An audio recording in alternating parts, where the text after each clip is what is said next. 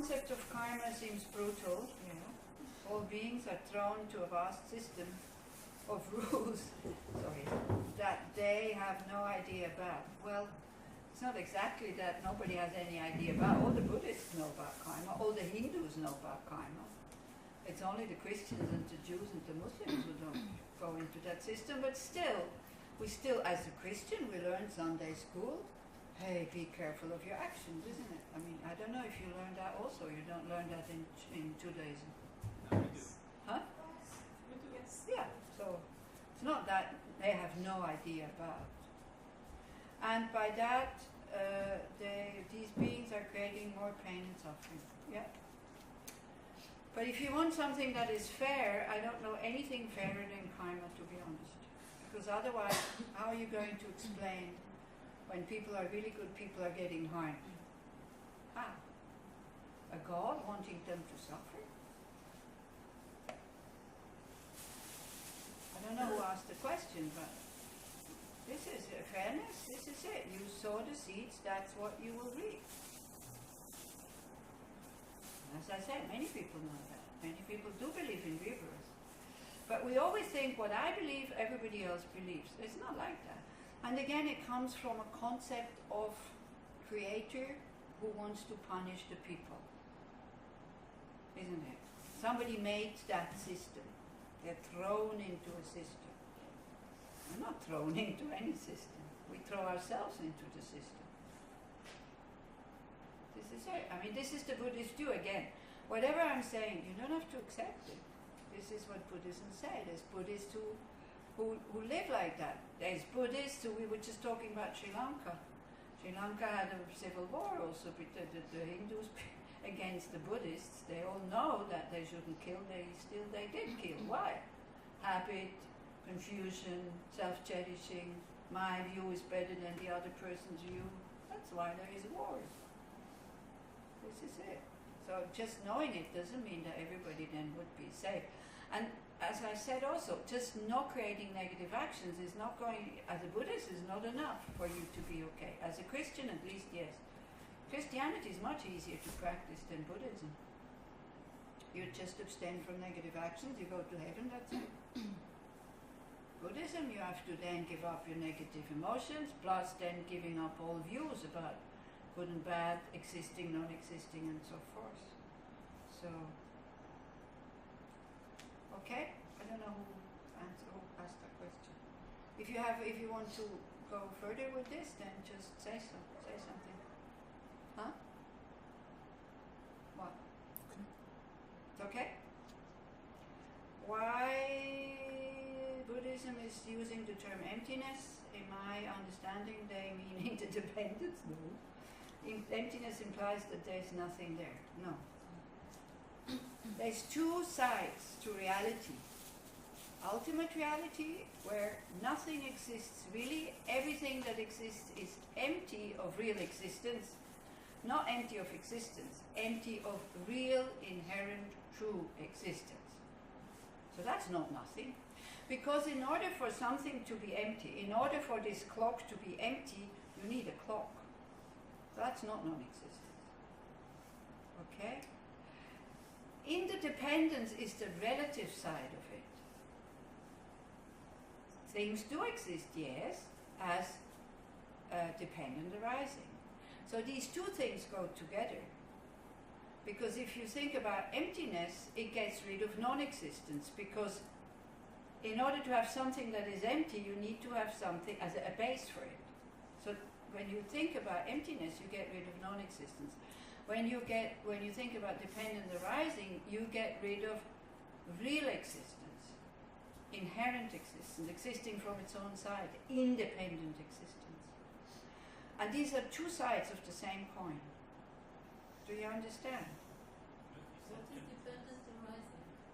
Dependent arising means in Hebrew?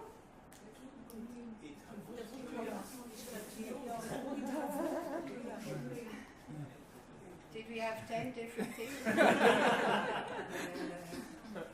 That's also dependent arising. Yeah. It means everything that exists, it appears to us as existing from its own side out there. totally independent of any causes and conditions. This clock exists as if it has always been a clock, as always it will always be a clock. It appears, and I'm talking about appearance. I'm not talking about when you mentally go and dismantle it. I'm not talking about this. I'm talking about how we perceive things. And then we get attached to them. If you have a Lamborghini, okay? Would you get attached to the parts when they're all lying there? Even the sign Lamborghini wouldn't get attached because people say, oh, when you put the name, okay, take the name, and I give you the name Lamborghini or a Ferrari with a little horse. Still, you wouldn't be attached. Yeah? So this Lamborghini, Ferrari car, whatever, only comes into existence because different things, parts and particles, somebody who puts it together, and somebody who knows that Ferrari is very expensive and very valuable, or whatever. But from that side, from the parts of the Ferrari, there's not one atom that says Ferrari. Not even the name, which one, when you have the name Ferrari, so which is the Ferrari? Is it the F? No. Is it the E? No. Is it the two R's? No. Is it the A? No. Is it the R? No. Is it the IA? So where is Ferrari? These letters, Ferrari, are empty of being a real Ferrari, because if they would be a real Ferrari, you could not take them apart. You could not make anything else with the letters. You see the letter A, it's three, how do you call this? Three in German. Lines. Huh? Lines. Lines. 3 lines. So which of these 3 is the A? This one? No. This one? No. This one? No. Where is the A?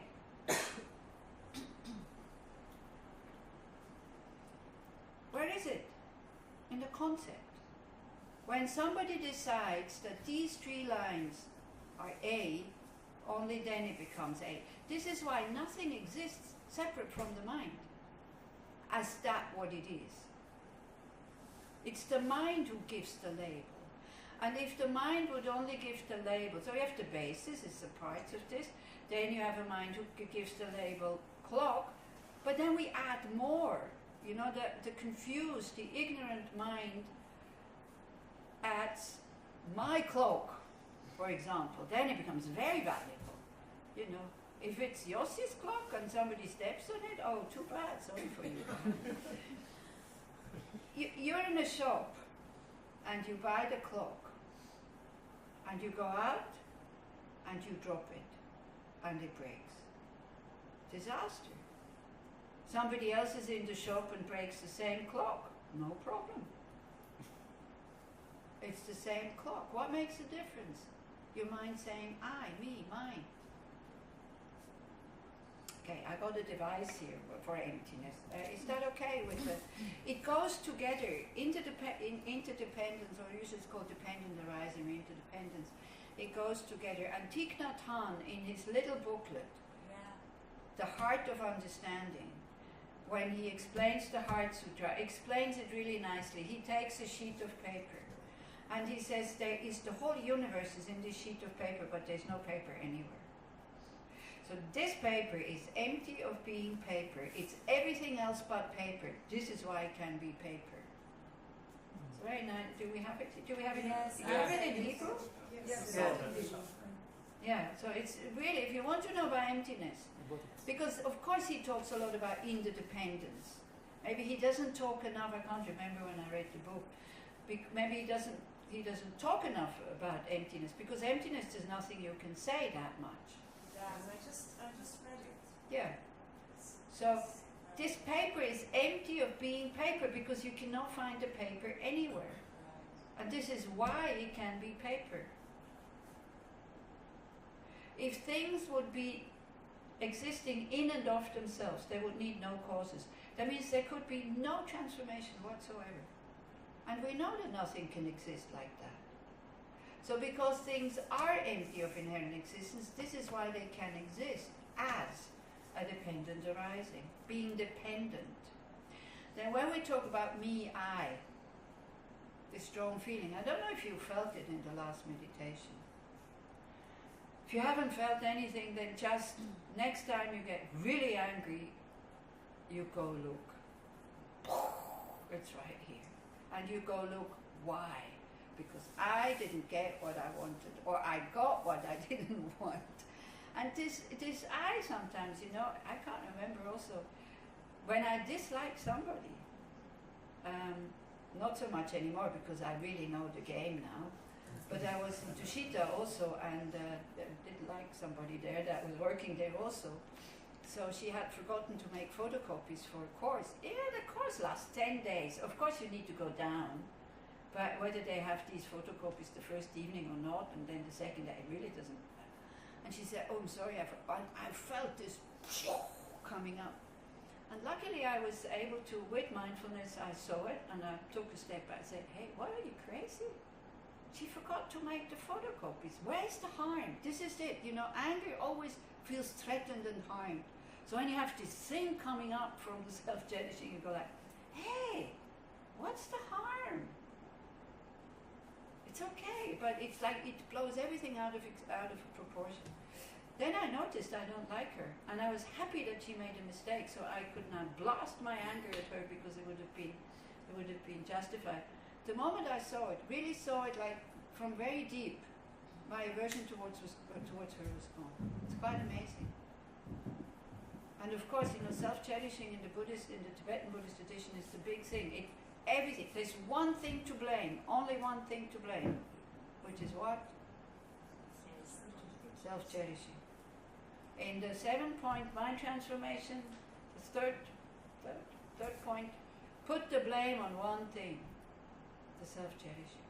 All the problems that we have, all the conflicts, from the smallest conflict in a family to the biggest wars, comes down to self-cherishing. I am right and you are wrong. And both think that. In general, it's all good against bad. Wars, always good against bad. Problem is that both sides, they think they're the good side. Nobody says, I'm the bad guy, but I have to defend myself. They always go for the bad guy who is out there. So that will never stop. And Buddhism is about wisdom against stupidity. What brings happiness and what brings suffering. That's it. Do you understand?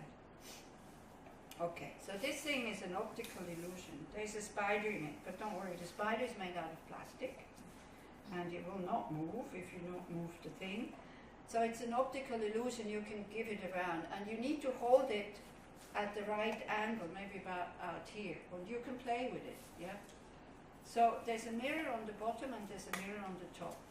And because there's these two mirrors and here's a hole, the spider who sits at the bottom gets projected to up there, and it looks, well, if you hold it at the right angle, it looks totally real. If you would not know, if I wouldn't have explained to you, you would believe that this spider is sitting here. Okay? So usually when I only have one person, I tell them, try to move it without them knowing what it is. So they go with the finger, and then I go, oh. One person said, wow, it's really soft. There's nothing here. There's absolutely nothing here. So the mind is so trained that when the eye sees something, you think something is there and then you feel that something is there, even though there's nothing there. Do you remember you in Tuval once you didn't wear your glasses and you thought it was quinoa? And you tasted quinoa and then you put on your glasses and you saw it was bulgur and then it tasted like bulgur. When I was, you see what the information the brain has, it gets stored. When I had my knee operation, I was sitting on the bed and they make you an injection into the back. It doesn't hurt, it's okay, you don't need to go, it doesn't hurt. So, but you have to sit and you have to sit like this. And then I had my feet like that. And then when I woke up, I mean, I wasn't totally asleep, but you kind of in la la land. And you hear what's happening also, but you don't really care. But it really happens as if they, you hear zzz when they cut the bones and all this. Luckily, the mind is kind of somewhere else a bit. So yeah, when I tell people, they go like, ugh. This case is legitimate. Huh? Now it's legitimate. Yeah, it's like it's really, again it doesn't hurt. This is also when we said, when the mind is very subtle, you can stop these nerves. I didn't feel anything. during the. I only heard it. I didn't feel anything during the operation. But then when I kind of came back, and then I asked the nurse, because they put you in a wake-up room, I said, why are my legs like, one over the other? She said, no, they're not. I said, come on, I feel that they're like this. And she said, no, they're not. I needed to look. And I still felt like that until all the feelings came back, because the last information from there goes up to the brain, and then it's caught. And this is what the brain feels. This is how we function. So we cannot trust anything. There's a very good, you remember how this video that you gave me, Shoshana, was called?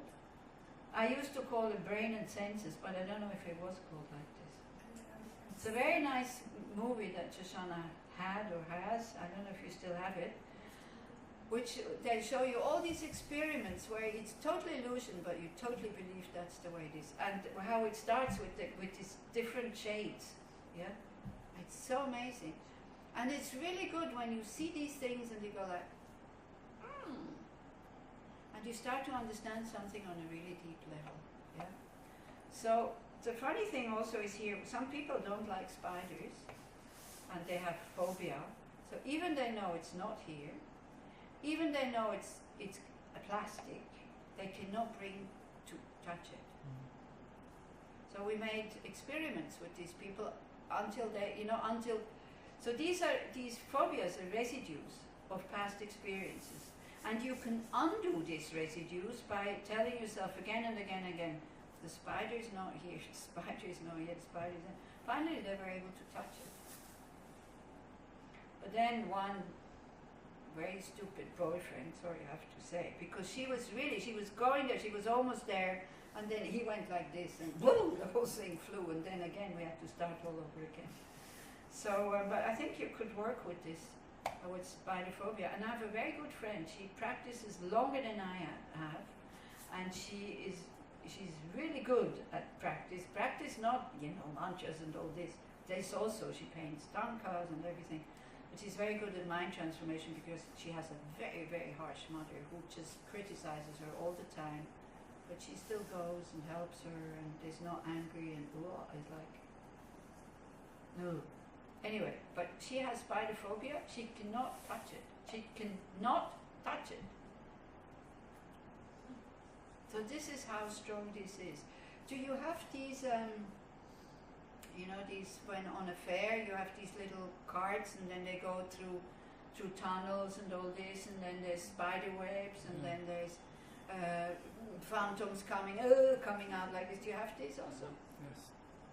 Mm-hmm. Yeah. So I was only once when I was on this. I didn't like it. It was too slow. I liked it. And then I was thinking, if you see that during the day, if you walk through that during the day, it looks totally ridiculous because the spider webs are just strings hanging down.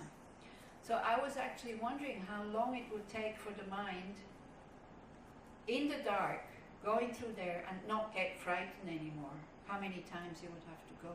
Of course, you switch on the light, it's finished. Yeah.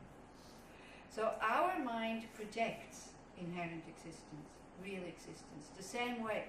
And what are the causes? Our ignorance.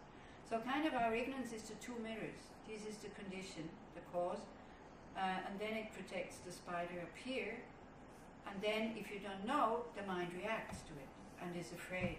If you know, there's no big deal. So the appearance of the spider is not the problem. The appearance of this I is not the problem, but us believing in it that it's true, a true me, a true self, who wants happiness.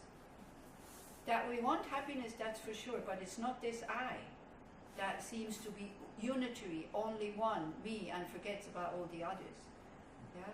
That one does not exist. A conventional I exists, depending on the body and the mind. What our ignorance also projects is permanence, that this I, me, is permanent. So even people who believe in rebirth, they think that this I is going to the next life. Have you ever had such thoughts?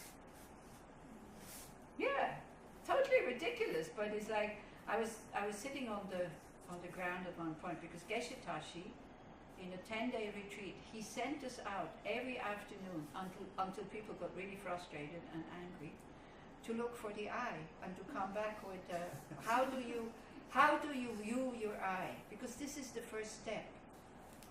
We need to be able to explain what I think eye is in order then to dismantle it. Because we only have a feeling of it, we can't describe it. So when you have to look for it every afternoon, the whole afternoon, then you come up with all kinds of answers, what it is, the sum of it, or this and that. And he's very good at debating, so all the views he just destroyed at 6 o'clock in the evening when we came back. So I was sitting on the ground, he was in the forest, and I looked at the insects, and they were having a real war. So there was 2 ants kind of tearing at the worm and trying to tear it apart and fighting for it and then getting on top of each other and all this. So I took one of these insects on my finger and I thought, do you really believe that you can end up as this thing? And I thought, yeah, I do. But then I'm still me. Then I went, do you really believe you can attain full awakening? I thought, yeah, I do, I believe that. But then I'm still me. And you see, this is these feelings that then we stop trusting them because it's ridiculous. Of course it won't be the same me when I'm fully enlightened or when I'm an ant. Yeah? But we feel like this because we feel as if it's permanent, indestructible, independent, not needing the body and the mind, and what else it is? Unitary. So we have many different eyes. Maybe tomorrow we have time to do a meditation on that. We have many different eyes. A happy eye, a sad eye, an angry eye, a kind eye, an intelligent eye, a totally stupid eye. But we only feel as if we have one, no? Because otherwise we're schizophrenic. So which one is your real eye that you feel that's me? Which one? The sad one? The happy one? Huh? The stupid one. Doesn't understand. You see, if we say I'm all of them, so then somebody calls you, you would have to say, oh, which one do you want? You wake up in the morning and go, oh, which one is operating? So we don't need an eye to have these mental states. You don't need an eye to hear. You need an ear that works, a sound, and a mental consciousness who recognizes sound. That's it. In order to have feelings, you don't need an eye to have who feels the feelings. The feelings, they feel themselves. An unpleasant feeling knows it's unpleasant, and a pleasant feeling knows that it's pleasant. Yeah. Recognition, we don't need an eye in order to have recognition. It's recognition, the mental factor is recognition, who recognizes that this is different from that. Consciousness, you don't need an eye to have consciousness. It's the eye consciousness who picks up form and color. It's a very interesting meditation also on when you take the 5 aggregates that you can't find the eye anywhere. Now intellectually we understand that there is no such eye. Emotionally we still react very much as if there is one. And Kanda Rinpoche is a female Rinpoche. She said at one point, you know, you Westerners, you're very smart. And that's true. Our brains are much more developed than the brains of the Tibetans who came out of Tibet. Because it's stimulated. We learn a lot of things. So when I explain emptiness, I see that people understand very quickly intellectually because they ask exactly the right questions that Tibetans, they need to hear this 10 times until they grasp what I'm talking about. But then, you're very bad at giving up hope that you could still find it somewhere. We refuse to give up the hope. We still think, yeah, okay, can't find it in the body, can't find it in the mind. But it must be somewhere because I feel it. So then, again and again and again, we do this analytical meditation. If something exists, it must exist even oneness with the parts or separate from the parts. And before you start looking in the parts or separate from the parts, you need to know what you're looking for. When you meditate on the emptiness of self, what are you looking for? Question to you guys. What are you looking for? Are you looking for just any ordinary old I? Yes or no? No. What are you looking for? Separate. Exactly. You're looking for a permanent, separate, independent I. That's what you're looking for. And all you find is not that I. And that is emptiness. What you find is body parts. What you find is mental states. But none of these is I. Then, when you mix all these things together, then you can put the label I. And that I cannot be real, truly existent is because I'm the only one who calls myself I. Everybody else calls me you. So what am I? You or I? Huh? Truly. What? But also you do. Relative. Yeah, neither one. Truly. Also you do not exist. Huh? Also Ani Losang does not exist. It's not It does not exist. inherently. Inherent. Because Ani Losang was not there at my birth. At my birth, it was, also when I came out of the womb, it's not that my parents would say, oh, here comes the Tibetan nun.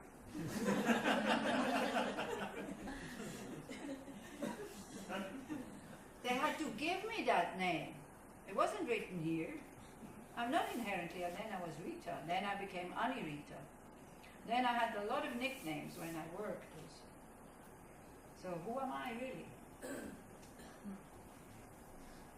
Lama יש in his book with Lama Zopa, he says it's very ridiculous how parents have a baby, all of he comes to the womb, and he doesn't have any name, and then they put a name and just start to believe in the name that they gave. Yeah.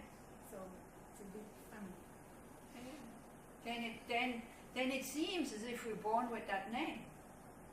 And even, law, we can't change it because somebody gave us that name. If you hate your name, you can't change it. You can, but it's a lot of trouble, isn't it? No, you can. Huh? You can, but You can, but it's you can't just say, okay, come on, scrap all the passport names, all this, I don't like it, put another one. It's quite a long process to change a name. What's the alternative for giving a name? Huh? What's the alternative for giving a name? Well, we use name for conventionality, so it's practical. That's it. Mm-hmm. That's it. It's nothing else. It's just a name. But we mistake the name for the real thing. Again, that's the problem. Every time somebody calls Losang or Rita, I react. Could be somebody else. But I'm sure it's me, because I'm the only one who is called Rita or Losang. So you can pass this around, and you can experiment with it a little bit, and just let the mind go into awe by saying, how is that possible? How can that thing look so real? No, this is not going to work like this, honey. No, like this it's not working. No, I know you see it on the bottom, but you need to see it on the top.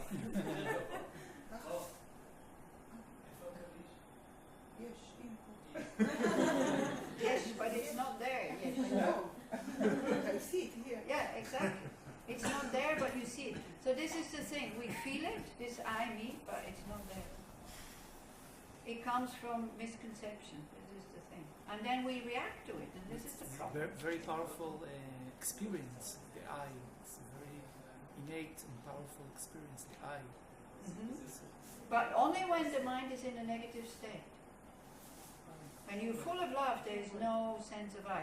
Just after an orgasm, there's no sense of I, because all the energy channels have opened. You're so spacious. You could die that moment, you wouldn't care. Because you see, the I, the me, that's the one who dies at the moment of death, because the brain stops to function. And then it's afraid to go out of existence.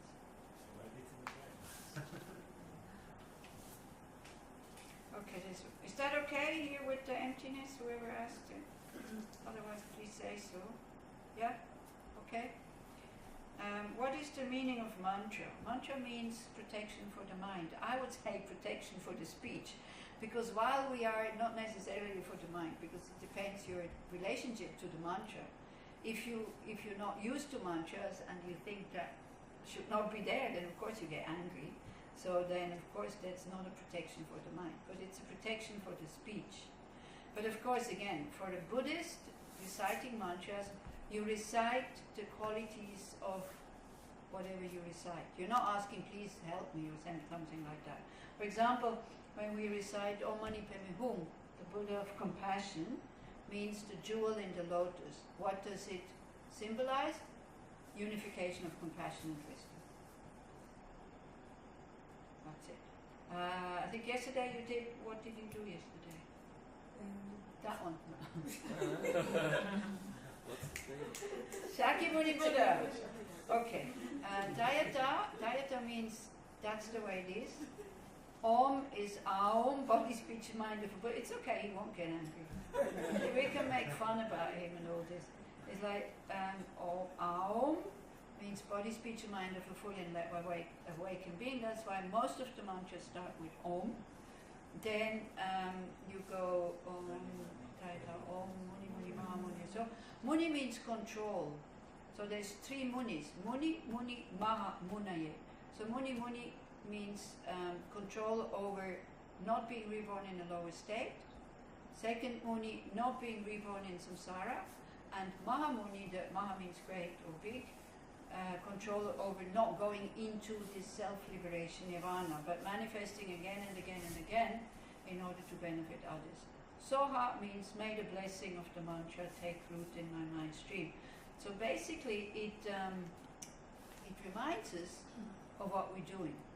Like it says the qualities of that Buddha that you are working with or something like that. Then again, as a good Mahayana Buddhist, you know that even the Buddha does not exist inherently out there. Even the Buddha is just depending on my mind for me at the moment. So you're not taking it like a placebo, as I said. And because we need these crutches. So for example, over there you have Manjushri, he's the Buddha for wisdom. So the monks, before they go for an exam, before they study, they all go Om Arapatani and they see like orange light coming into them, which gives them the wisdom that they need. It helps the mind to relax. The same way as when you go for a trip which is dangerous, but you know you did all the preparation, you go to that trip much more relaxed and less nervous than if you haven't prepared. Yeah. Then there is Vajrasattva, that one uses especially for purification. Tara, when there is danger, which is the one who liberates from all fear, or when you have panic, or when you're afraid, is the green female Buddha over there.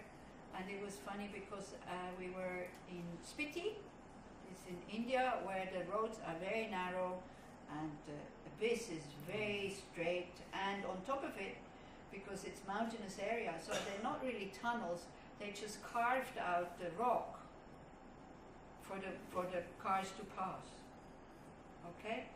So it was after Kalachakra initiation in Tabo, and the bus is chock-a-block full. We only had to go to Kasa, which is not very far away, so I said, okay, let's go to the top of the bus. So, and there was already a lot of luggage and all the things from the merchants and the restaurants, and we could barely hold on to the whole thing. And the driver was like, wow, wow, wow, and everybody was afraid because we didn't know, is he calculating really well that, you know, sometimes it was like that much space, the rock and your head. And I had my knee out here, and I couldn't get it in. So I thought, like, this is it. So I said, remember Christina, who is like a lady, and I said, Christina, don't come up here, it's not for you. She still came. And she had this very elegant beret, and she's a very beautiful woman, and she goes, Mamma mia, this is dangerous! I told you. So the Tibetans started to say Tara mantras. We, European Westerners, we were just afraid, and the Israelis started to tell each other dirty jokes. This is how different we kind of dealt with the situation. But I think the ones who were the calmest were the Tibetans. So then I joined in with reciting Tara mantra, where I was happy to be in Kasa. Ooh, I was so afraid. Huh? So that was that. So this is why we say mantras. It's complicated. I know it's if you're not used to it, and you know, you hear Buddhism is without religion and all this, and then all of a sudden you see, there's all these rituals, so what are they saying? Buddhism is not without religion. Buddhism has a religion, a religious part. Zen Buddhism is full of rituals. You know, if you think, I'm going to the Zen people, they're much simpler, full of rituals. And you have to be very exact. Here, at least you can make mistakes and everybody loves it. There's no big deal, so that's the difference. Can you see? Don't move it so much. Leave it in the middle. No, you're not seeing it by tilting it. You're seeing it by putting it up or down, not by tilting it. You need to hold it straight. Okay, maybe I should have had Itzik go around with you, because otherwise you don't see the whole thing. And then try to touch it, not at the bottom, but just there. And you need to hold it until you really until it really looks as if it's real. Wow. Then you see the illusion that looks totally amazing. real. Huh? Can we put it on camera so the viewers at home can Can see? you put it on the camera? I think you could, yeah. I will try. You'll try, yeah. You have to have somebody that looks into the screen and somebody that does it in the front. Yeah. So, at the beginning also, I have to say, when my first Kopan course, I didn't like it. But I liked the rest of Buddhism so much, the logic and how to work with the mind and all this. It seemed so, all of a sudden, it seemed so feasible to work with my fears and with my anger and with my aggression. It seemed, this is possible. Maybe full enlightenment also at the first course was a bit much. I thought, I just want to have a bit of peace of mind. What are you telling me about enlightenment here? And then they started to do these mantras, and I thought, yeah, they're really superstitious. I thought they were just logic. Now they start to do all these things. So of course I'm a nun. I mean, I wasn't a nun then, but I think even before I became a nun. So for about a month, I started, they were doing it. I was sitting there, I was criticizing them, making fun of them. Thought, wow, they're reasonable people. Why are they doing these things? Feeling very arrogant and very superior. And then one day, who knows why, I had this thought, maybe you're the one who is stupid, because you don't even try it out if it works. How can you say it doesn't work if you're not trying it out? Then I bought myself a mala in the shop in Kopan, and I started going, you know how they do, circumambulating around the thing. Just the gompa, the meditation hall, because it's full of holy objects. So you create a lot of merit when you walk around. You don't even need to do anything. And then I felt really stupid that I was doing the same thing. Then I became a nun. I still didn't like these things. And then I had to go to the pujas. And pujas last like 1.5 hours, 2 hours, all recited in Tibetan. Now, let me finish first. All recited in Tibetan and not kind of thing. And I had so much resistance. I would just sit there and refuse to sing along or anything like that. Funny enough, only with the Tara Puja, not with the Lama Chöpa. Lama Chöpa is a lot of biscuits and tea and chocolate. I think that's what made it easier to bear. But Lama Chöpa I quite liked from the beginning. I don't know why. Tara Puja, I thought it was so boring. And so after about 2 years, I had this thought from deep in it, just do it. And I did. Because, what's the harm in me sitting there and chanting mantras, even though I don't know what this is all about? So what? And wow, and then I started to feel, this really works. It makes me feel open and spacious. And so then, of course, since then, I like to do these things. Also, you see sadhanas or pujas, or what you did yesterday with Leora, usually you have a text. Usually you do that yourself. You have a text, you take refuge, as I explained the first day, refuge for immeasurable, 7 limbs, mandala. You visualize the Buddha, you say the mantra, you see all the negativities flushing out through your body, and then you do the dedication. So this you can even do if you're not well instructed. If you are nervous, if you are restless, if you cannot sit and focus, this you can do, because all you have to do is read. countryside. And then you feel the blessing somehow. I don't know how it works. I really don't know, but I know that it works. Maybe it's also because, you see, our ego doesn't like to do things when it doesn't know what it's doing, and it rebels. So when you still do it, you won the battle, and it makes it smaller.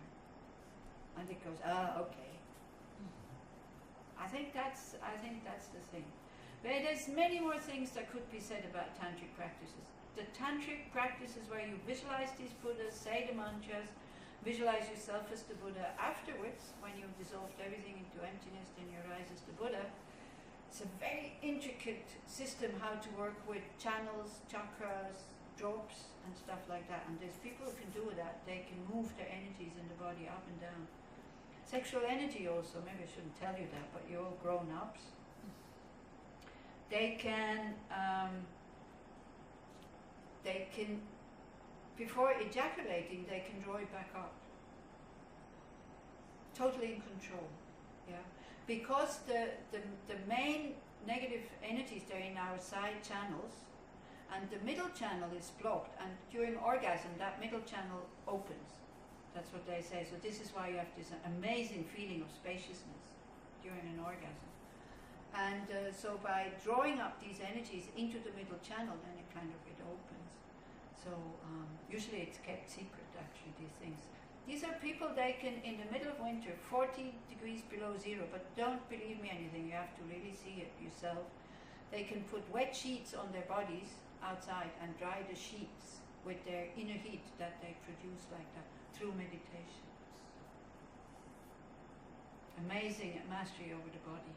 So by first abstaining from having sexual conduct, by the way. So that's what they train. And they use these sexual energies to burn up negative energies. Yeah, so this is basically, that's the highest form of Tantra. The lower form of Tantra is for us to get the confidence of becoming a fully enlightened being, to see ourselves as the result of our practice. And so Tsongsa Khyentse Rinpoche, he explains it really nicely. That, I think you had the book Not About Happiness. Not About Happiness? Yeah, okay. So he explains the preliminary practices. This also, if you have to tell the Westerners, before you start doing tantric practices, you have to do 100,000 prostrations, 100,000 mandalas, 100,000 Vajrasattva mantras, 100,000 Guru Yoga, 100,000 what was it? 100,000 refuge, and all this. Yeah, before you start, then we Westerners go like, what? Why? Because we're not ready. Now, Lama Yeshe as a prerequisite for starting serious tantric practices, but what you did yesterday is just like a very mild form of tantric practice. He said then, the prerequisite are renunciation, wanting to get out of samsara, bodhicitta, and emptiness. Because for these things to work, you need to know about emptiness, because otherwise you don't know what you are dissolving into emptiness. But you are working with your subtle energy body, channels, prana or chi, and drops. Okay? So, Tsongsa Khyentse Rinpoche says, we would have so much potential, but at the moment, our body and our mind is like a very old, rusted, moldy clarinet who has been lying in the water for I don't know how many years. We cannot use it because we're full of self-cherishing. This is our mold and our rust and our this. We cannot use this wonderful mind and body that we have that could be a benefit to others. We are a benefit to others, but very limited. Yeah? So then doing these visualizations and saying these mantras is like cleaning these channels. Yeah?